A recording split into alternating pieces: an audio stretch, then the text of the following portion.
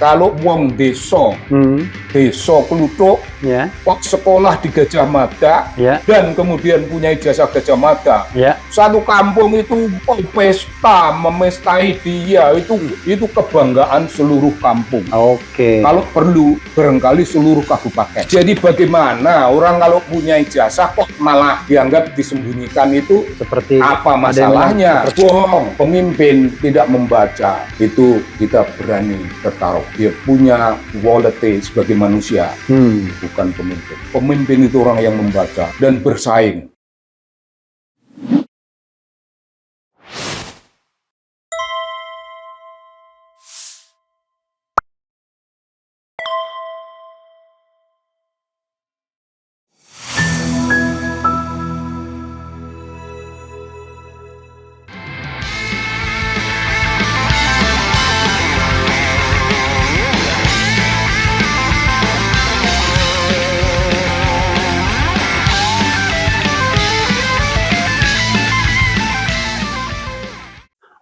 Assalamualaikum warahmatullahi wabarakatuh. Sobat RH sekalian, jumpa lagi kita di channel yang keren ini. Keren cara. Jadi sobat RH sekalian, ini edisi yang spesial karena saya mendatangi rumah legenda. Jadi the one and the only Muhammad Sobari. Assalamualaikum warahmatullahi wabarakatuh. Waalaikumsalam warahmatullahi wabarakatuh. Jadi hebatnya Muhammad Sobari itu semua orang panggilnya Kang Sobari. Iya. Saya pikir kok Kang itu Sunda, ternyata Kang itu justru Jawa. Dijelaskan Kang, kenapa dipanggil Kang itu? Itu karena kita orang kampung. Kalau orang kota, apalagi middle class, itu Mas. Kalau ningrat, Kang Mas. Itu Kang Mas. Kang Mas. Lebih tinggi lagi Kadek ke Kanjeng Raden Mas Tumenggung. itu Kanjeng Raden Mas itu ya namanya Raden Mas, itu ya pastilah. Itu ningrat. Namanya Traing Kusumo Rembesing Madu. Apa itu? Ya itu terah darah biru. Darah yang seperti KRMT Roy Suryo. Nah iyalah. Kanjeng Raden Mas Tumenggung. Kalau kita Jawa, ini kayak aku ini sebutannya, itu rakyat, tidak pejaraan. Common people. Unimportant people. Gitu. Kalau kasta itu kasta Waisya, kasta Sudra lah itu. Sudra itu paling bawah itu. Sudra itu. Waisya. Brahmana, Kesatria, Waisya, Sudra. Waisya. Masa S3 Sudra kan nggak mungkin kan? Saya senang sekali bisa berkunjung ke sini. Jadi sobat era sekalian, sebenarnya saya mau undang beliau lagi. Karena pernah ngundang beliau di studio RH Channel pada tahun 2022. Lah, long time ago ya kan? 3 tahun yang lalu. Dan anti sekali dengan Anies Baswedan. Pro sekali sama Jokowi. Tetapi pokoknya kalau misalnya saya sebutkan tokoh mana yang akan dipilih sebagai capres pada waktu itu? Prioritas pertama, the first priority Jokowi. The second priority Ganjar Pranowo. And then the third priority Prabowo. Dan Anies the lowest one. Lowest. Nah, sekarang rupanya banyak orang yang akhirnya tersadar, bukan tersadar terhadap eksistensi nama-nama lain, tapi terhadap nama yang paling the first one tadi. Tadi itu. Tapi sebelum saya mengungkapkan atau bertanya kepada Kang Sobari, kenapa tiba-tiba muncul kesadaran itu lagi untuk mengetahui secara kritis bahwa sosok ini ternyata sosok yang bermasalah bagi Republik atau apapun, you name it nanti. The common enemy. Saya ingin tanya mengenai hal ini, Kang, soal ijazah palsu. Tetapi saya ingin tanya dari perspektif antropologi, sosial antropologi, terserah Kang Sobari. Saya tidak bertanya perspektif hukumnya. Kalau perspektif hukumnya, saya lawyer kebetulan, Dr. Tifa, Roy Suryo dan Tritunggal. Tritunggal itu. Tetapi saya tidak ingin tanya. Saya ingin tanya dari aspek sosial antropologinya.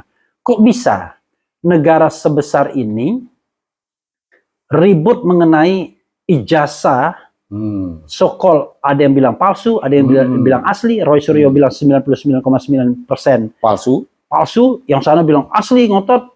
Bahkan ngototnya itu ditampilkan juga ijazahnya, dan ternyata source-nya nggak jelas. Nah, saya silakan Kang Sobari mengeksplor ide ini, isu ini, dan termasuk tokoh-tokoh yang terlibat di dalamnya. Ada Roy Suryo, KRMT tadi, Kanjeng Raden Mas Tumenggung, kan menarik tuh kalau kita melihat antropologisnya. Betul. Ada Dr. Tifa, seorang epidemiolog, ya, epidemiologis, ya, seorang ahli penyakit, ya. Kemudian juga seorang sosial neuroscience, dan mau mengembangkan ilmu baru namanya neuropolitika. Jadi politik yang dikaitkan dengan otak. Bagaimana kita melihat sebuah statement yang dikeluarkan dari tokoh politik berdasarkan microface dia, istilahnya macam-macam lah. Kemudian ada juga seorang Rismon Hasyolan Sianipar yang S3 dari Jepang. Betul. Jadi mereka ini orang terdidik semua dan sangat UGM alumni, ya kan? Nah, silakan Kang, ini Kang Sobari bisa melihatnya secara antropologis apapun. This is your turn to explain. Silakan, Kang. Melihat ijazah tadi, ya. Ya, dan aktor-aktor yang kemudian terlibat di dalam, termasuk Jokowi. Karena Kang Sobari ini ternyata this is the president, a novel written by Muhammad Sobari, inspired by the president called Joko Widodo, barangkali sekarang sudah berubah. Silakan Kang, silakan. Menarik ini, Kang. Mengenai majalah ijazah, ya. Kita start dari ijazah. Bung, di Republik ini kalau kita mulai dari zaman ketika merdeka, kita ini bangsa yang pendidikannya sangat rendah. Apalagi pendidikannya orang kampung seperti Jokowi, gitu. Itu kalau punya ijazah, jangankan ijazah Gajah Mada, SMA saja, itu simbol upward mobility. Mobilitas ke atas. Mobilitas vertikal, ya. Mobilitas vertikal itu simbol yang sangat bergengsi. Bahkan jangan SMA, Bung. Waktu orang bebas BH, buta huruf, bebas buta huruf. Jadi BH itu buta huruf, ya. Bebas buta huruf aja itu sudah gambaran dari sesuatu yang namanya perubahan dari masyarakat yang buta huruf menjadi melek huruf. Itu gambaran dari masyarakat kita yang merayap-rayap ke atas menjadi golongan yang namanya kaum literati. Kaum yang melek huruf, kaum yang melek ilmu pengetahuan, kaum yang melek dunia dalam keseluruhan ini. Jadi kalau wong desa, desa Kluthuk, kok sekolah di Gajah Mada, dan kemudian punya ijazah Gajah Mada, satu kampung itu pesta, memestai dia, itu kebanggaan seluruh kampung. Kalau perlu, barangkali seluruh kabupaten.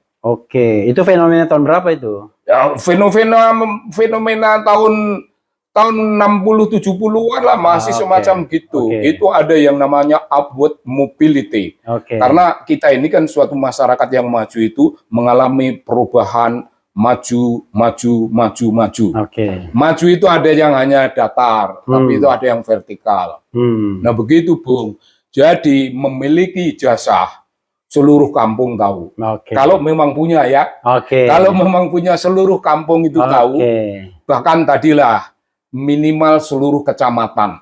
Minimal seluruh kecamatan. Karena saya ingat tuh, Kang. Misalnya saya di Sumatera, nama kampung saya namanya Lorong Bugis. Memang jarang sekali bisa di bawah tahun 80-an, ada yang bisa sarjana itu jarang sekali. Jadi kalau satu kampung itu ada yang tamat sarjana, luar biasa. Apalagi sarjana negeri gitu, wah orang langsung hormat banget. Betul. Ya, silakan teruskan. Dan begini, gambaran orang-orang di kampung saya. Nah, kampung di mana itu? Di Bantul. Bantul, ya, Itu saya kan sekolah di UI, Bung. Bukan di Gajah Mada. Tapi orang kampung saya, itu tahunya saya ini sekolah di Gajah Mada. Jadi, wah, ini Gajah Mada ya, gitu. Tapi kalangan muda terpelajar, guru, oh jangan, dia bukan Gajah Mada, dia itu UI. Sudah dijelaskan gitu. Tapi yang orang tua bilang, Pak, iya, maksudnya Gajah Mada yang di Jakarta. Oke. Oh, maksudnya Gajah Mada. Jadi semua yang universitas. Nah, itu pokoknya Gajah Mada. Gajah Mada, oke. Nah, kayak merek sepeda pasta motor. Gigi. Ya, odol. Honda. Motor semua Honda. Nah, begitu cara antam kromo terhadap sesuatu yang membuat seluruh kampung itu bangga. Bangga. Wih, mahasiswa Gajah Mada lu, jangan main-main. Ini nanti anak ini lulus jadi DRS.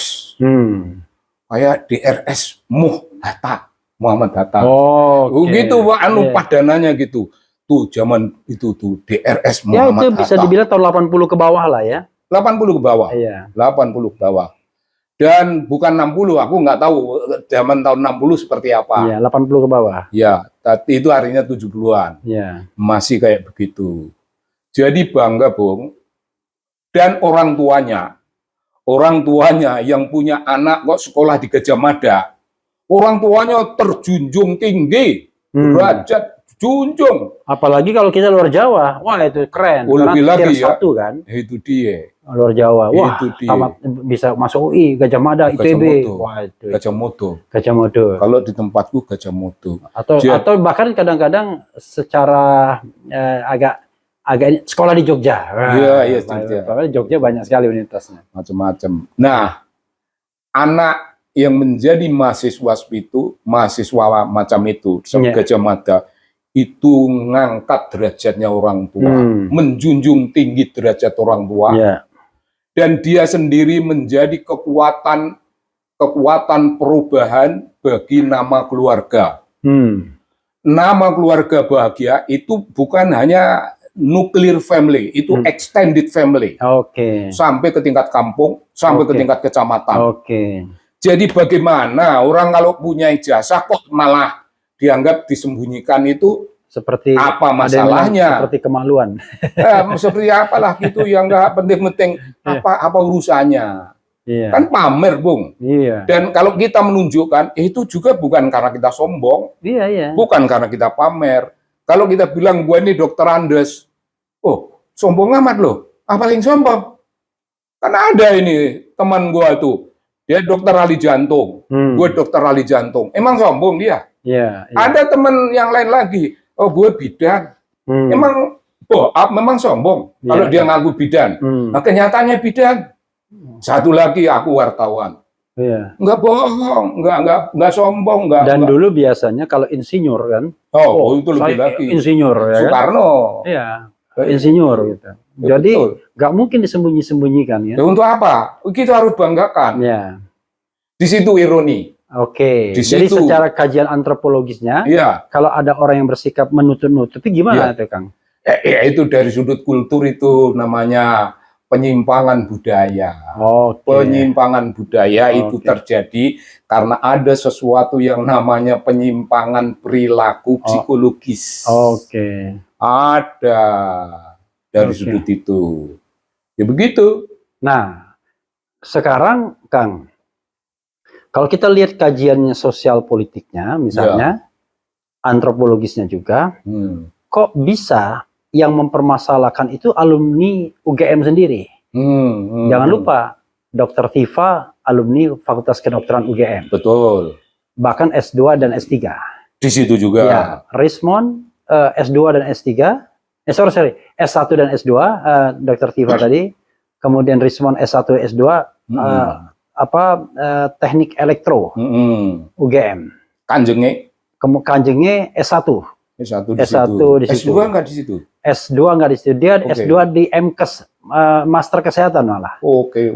Tapi intinya adalah mereka adalah sarjana-sarjana UGM yang punya kualitas. Karena mereka sudah punya kiprah di masyarakat, punya nama dan lain sebagainya. Silakan, Kang. Apa ironi seperti apa ini? Kok alumni UGM mempermasalahkan ijazah dari seorang mantan presiden yang UGM pula mengakunya begitu? Gimana Kang? Nah, ini ada, Bung. ada pembela, pembela fanatis, orang yang pada dasarnya itu melakukan suatu kultus. Orang kalau sudah sampai pada tingkat kultus itu artinya dia fanatis buta. Itu membela, dia ada berteriak, ada presiden yang lain. Kenapa presiden yang lain itu nggak ditanya ijazahnya? Ada yang jawab, Bung. Emang presiden lain ada gejala penyimpangan? Apa alasannya? Orang mesti mengogrek-ogrek, mesti nyari-nyari kesalahannya SBY dalam usulan ijazah. Apa yang menyebabkan? Kan nggak ada tanda yang bisa mempertanyakan itu. Kalau kawan satu ini pemimpin geng Jogja Ngetan, ini kan ada gejalanya. Ada suatu fenomena yang menimbulkan sesuatu yang membuat ketiga orang ini, Tritunggal ini, memiliki suatu academic curiosity. Keingintahuan ya. Keingintahuan akademis. Bener nggak orang ini datang dari sini? Ini sekolah gua nih. Gua sekolah sini, mentat gua. Mau dapat ijazah itu fight. Malam-malam nulis makalah, siang-siang ikuti kuliah. Hujan, badai, menakutkan, kita tidak takut demi kuliah, demi ilmu pengetahuan. Lah kok yang sokol kelihatannya menandakan ongkang-ongkang, kok dia punya ijazah? Apakah itu benar? Apakah itu benar? Itu pertanyaan begitu, jawabannya barangkali benar. Dia yang bertanya itu, yang tiga orang itu masing-masing yang mungkin benar. Tapi kan itu mungkin. Kita ini ilmuwan itu tidak boleh bicara pada level kemungkinan. Itu make it everything sure. Baru hipotesis, ya kan? Itu baru hipotesis. Make it everything sure. Bikin itu pembuktian lapangan. Field research, ya kan? Iya, field research. Dengan aneka macam metodologi. Oh, jangan salah, aku bisa ngomong field research karena aku peneliti kan, Bung. Aku orang LIPI. Jadi berhak aku punya otoriti. Sangat otoritatif aku bicara tentang bagaimana field research, bagaimana academic curiosity itu dipuaskan menjadi membuat kita terjun ke lapangan. Yang membuat kita terjun ke lapangan ialah academic curiosity, mungkin kekecewaan, mungkin kemarahan, mungkin kejengkelan, mungkin pertanyaan tingkat tinggi, dan tertuju hanya kepada orang itu. Peduli amat ada SBY. SBY nggak ada pertanyaan, masa gue suruh ngogrek-ngogrek SBY lagi tidur enak-enak, ya nggak bisa. Dan kalau kita bicara mengenai sebuah kegiatan ilmiah, mungkin nggak penting motivasinya apa, kan sepanjang bisa dipertanggungjawabkan secara ilmiah. Let's say saya melakukan penelitian karena saya misal jengkel dengan orang itu, kan nggak ada masalah. Nggak ada salah. Yang paling penting kegiatan ilmiahnya bisa dipertanggungjawabkan. Dari mulai dari hipotesis, analisis, kesimpulan, kan begitu. Jengkel itu urusan pribadi. Kemudian memilih objek penelitian itu pilihan pribadi. Tetapi bagaimana hal-hal yang sifatnya pribadi itu diobjektifikasi, dinetralkan. Jangan emosi kita ikut ke dalam campur tangan pencarian terhadap the so-called the truth. Tidak boleh. Dan mereka melakukan itu. Meskipun masing-masing punyalah catatan pribadi. Gua nggak senang. Kang, kalau begitu Kang Sobari tadi kan kasih saya buku, ya kan? 5 atau 5 buku. 5 buku. Tolong bukunya Kang Sobari diambil lagi, saya pamerkan satu-satu bukunya, tapi saya kasih 1 buku. 1 buku. Kasih, ambil buku 1. Tahu kan buku yang saya maksud? 5 ambilin. Nah, nanti saya kasih buku yang Kang Sobari harus baca. Harus baca, dan salah satunya ini mendapatkan pujian dari seseorang. Aku tahu. Kok bisa? Yang mengatakan dalam 1 milenium orang kayak Dr. Tifa belum tentu lahir kembali. Iya. Aku dengar itu, Bung. Waduh, saya bilang, wah ini luar biasa. Nah, jadi Kang Sobari sambil melanjutkan tadi, saya dikasih buku 5 biji sama Kang Sobari, luar biasa ya, untuk menunjukkan bahwa Sobari adalah seorang ilmuwan yang memang suka nulis, Terus saya ingat tulisannya di majalah Tempo, Kang Sejo melihat Tuhan. Melihat Tuhan. Itu kayaknya Kang Sejo itu tokoh fiktif yang dimunculkan terus ya? Tokoh fiktif lah. Yang maksudnya yang dimunculkan dalam beberapa tulisan sepertinya. Atau satu itu? Satu itu doang ya? Satu itu doang. Muhammad Sobari, bukan Ahmad Tohari. Nanti kalau Ahmad Tohari kita ceritakan. Ada kisahnya. Iya. Tikuse pada ngidung. Tikuse podong hidung. Podong hidung, ya kan? Tikusnya bernyanyi. Nyanyi. Menari-nari. Iya, esai kebudayaan. Ki Cici. Oke. Saya taruh bawah enggak apa-apa. Taruh bawah, pelindung. And then the second one, ya, saya tidak in order. Makamkan dirimu di tanah tak dikenal. Wah, keren itu, Bu. Muhammad Sobari. Wah, esai kebudayaan. Ini kumpulan tulisan ya. Kumpulan tulisan. Dan keren.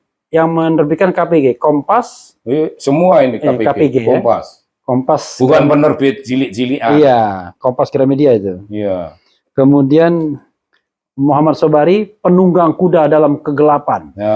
Esai kebudayaan. Betul. Saya ingat sebentar. Saya ingat judul Sajak Rendra.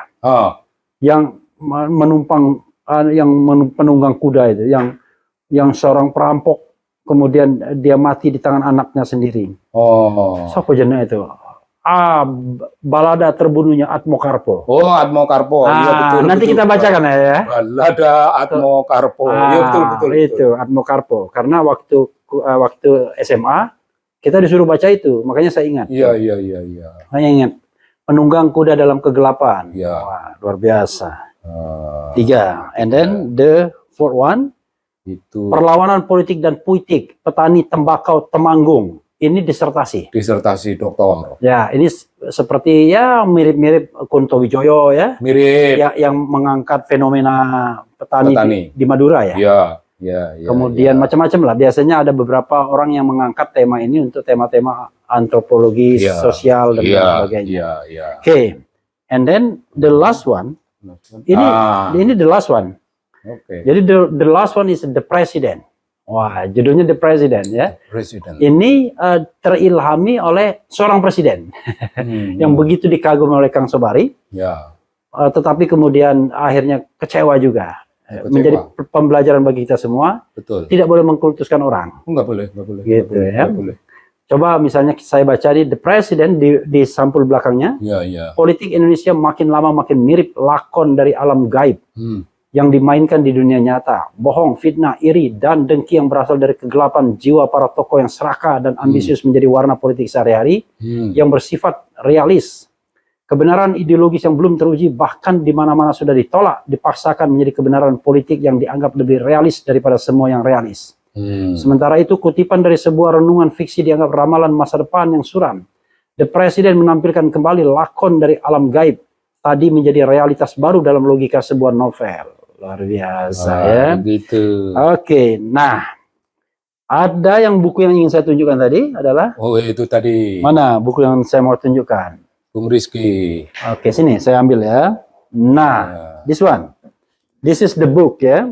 Wah, ini. Jadi walaupun buku ini milik saya, tapi saya persembahkan kepada Kang Sobari. Waduh. Ya, luar biasa. This is Jokowi's white paper. Iya. Saya sudah dengar tapi belum pernah ditulis oleh Dr. KRMT Rosurio Noto di Projo, MKes, Dr. Eng Rismond, engineer ya, Rismond H. Sianipar, Hasiholan, STMTM Magister Engineering, dan dokter ya baru, Tifauza Tiasuma MSc.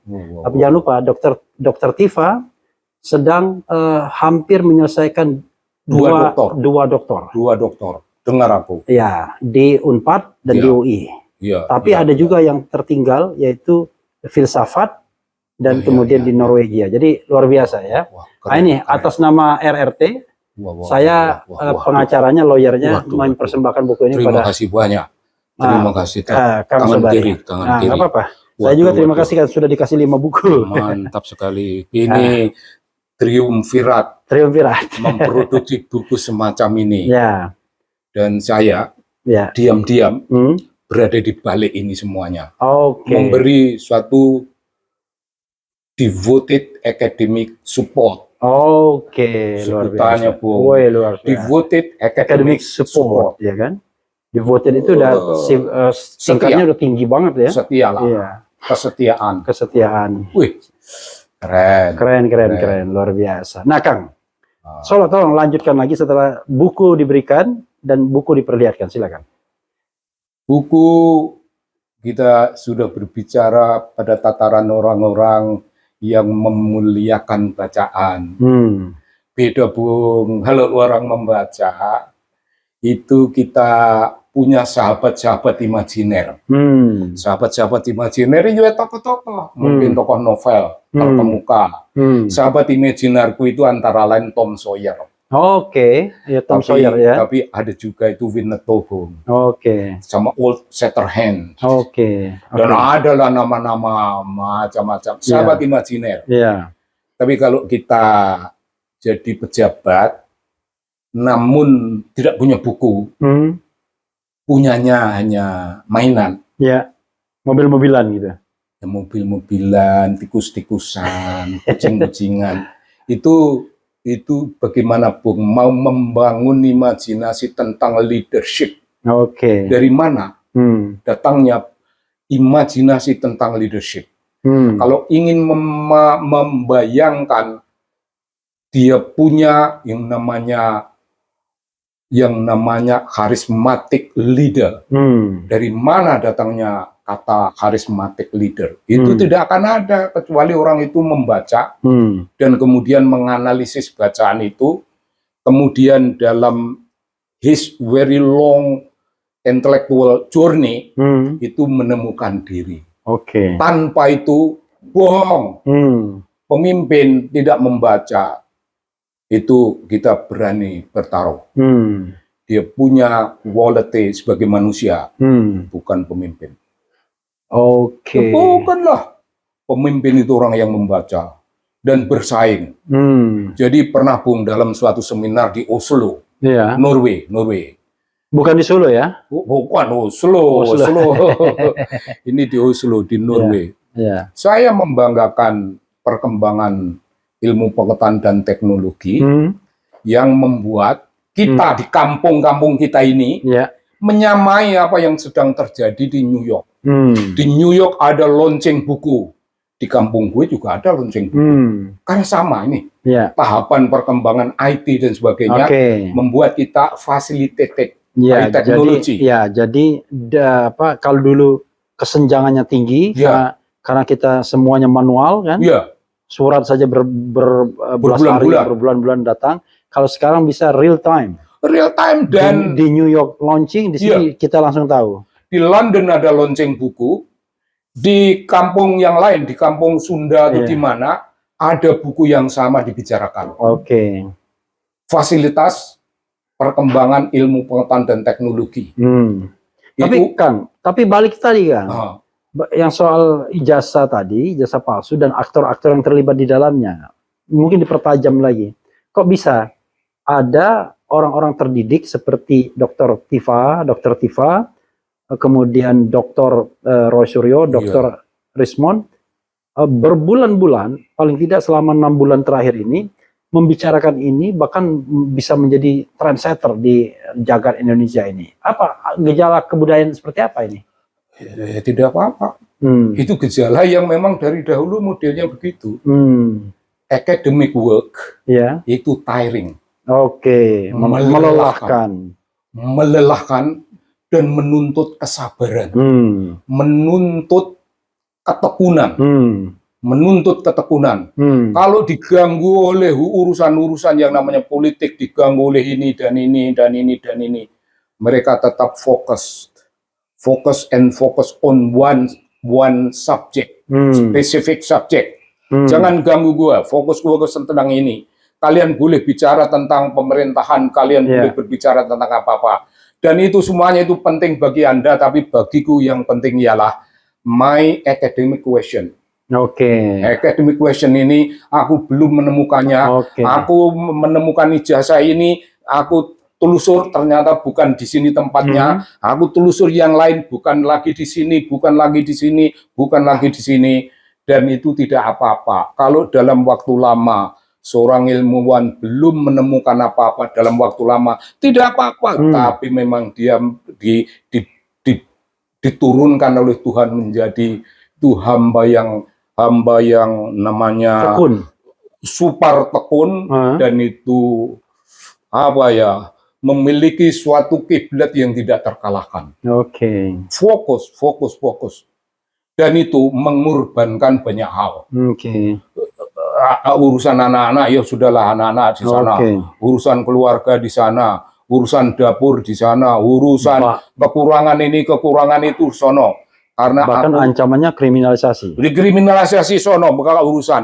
Aku sedang bertanya tentang kebenaran mutlak. That is kebenaran akademik. My aim in life, my prime aim. Kebenaran akademik. Tukarannya Bung, jiwa. Dan kalau kita bicara mengenai kebenaran akademik, ya, academic truth. Gitu ya, academic truth ya. Yang jadi masalah adalah sampai sekarang so far tidak ada karya yang membantah. Iya. Tetapi kenapa kemudian dikriminalkan? Kalau kita misalnya bicara mengenai ini, this is a academic work, dan kemudian the result is academic truth, ya kan? Kebenaran akademik. Tetapi kenapa kemudian tidak ada bantahan yang adequate dalam bentuk yang ilmiah juga, tapi kemudian tiba-tiba dikriminalkan? Memang bisa. Memang ada yang bisa melakukan suatu terobosan, suatu penelitian dengan kesabaran akademik yang begitu dalam. Memang ada. Di antara mereka yang namanya barisan-barisan itu memang ada yang punya kualitas semacam ini. Kan nggak ada. Jadi kalau orang itu nggak punya apa-apa, jawabannya kekuasaan. Mainnya kekuasaan. Ya, kekuasaan. Dan tangan besi kekuasaan yang sering digunakan. Tangan besi bukan kekuasaan sebagai kekuasaan. Adalah hukum. Tangan besi hukum. Kalau hukum dipakai sebagai hukum masih mending. Hukum itu dipakai sebagai kekuatan yang menyimpang untuk menghancurkan lawan-lawan. Dia tidak akan mampu menjawab suatu tingkah laku akademik, suatu pencarian akademik, suatu pencarian akademik itu Bung, itu soft, kata soft untuk dunia yang namanya ilmu sosial. Tapi kalau mereka punya bidang ini namanya ilmiah.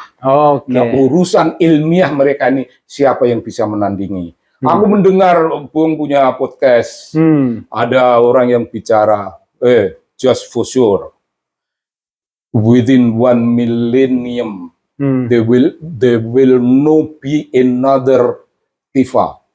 Jadi dalam 1 milenium itu, ini dokter tapi dokter Tifa ini. Dokter dan hampir dokter. Hampir dokter Tifa. Ini orang yang namanya selected few. Selected few. Dan bahkan dikatakan bahwa karyanya itu harusnya dikasih dianugerahi doktor. Kalau satu dokter mungkin terlalu kecil barangkali ya. Mungkin kalau 2 karena tradisi akademik kita kan orang bikin dokter-dokteran banyak kan. Banyak. Ada yang 18 bulan kuliah jadi dokter. Jadi dokter. Tapi kan bayar, Bung. Iya, makanya. Bayar. Oke, Kang. Pada bagian ini silakan Kang Sobari closing statement sebelum kita bicara mengenai hal-hal yang bersifat pribadi terhadap Kang Sobari, terutama pergeseran dari termul menjadi termuliakan lagi. Silakan. Ini kita closing statement soal ijazah. Soal ijazah. Oke, begini Bung. Ini bukan berpikir reflektif. Reflektif tidak cukup, Bung. Itu yang bisa mencukupi ialah kontemplatif. Jadi gaya berpikir kontemplatif itu nothing to do dengan teori, nothing to do dengan apa namanya academic work atau apa dunia ilmiah. Nggak ada, bukan itu. Itu di atas. Kesadaran kontemplatif. Rupanya kita telah dolim terhadap diri kita sendiri. Kita melakukan kedoliman. Karena panggilan hidup kita ini untuk loyal hanya kepada nilai. Bukan loyal pada orang. Jangan pada orang, jangan pada kekuasaan, kelompok, ya. Jangan pada golongan. Iya. Tapi pada value, nilai. Pada value. Oke. The highest value. Kalau perlu value and the highest value itu kiblat kemanusiaan kita sebagai orang dunia akademik maupun dunia ilmiah. Ditambah orang beriman. Jadi tambah orang beriman. Jadi sign plus iman, ya. Iyalah. Iya. Betul. Ada lagi, Kang? Macam gitu. Jadi ini renungan, rupanya janganlah kultus kepada orang. Kultus kepada orang itu ternyata itu suatu tindakan dolim. Dolim pada diri, dolim pada tatanan sosial. Dolim pada orang yang dikultuskan.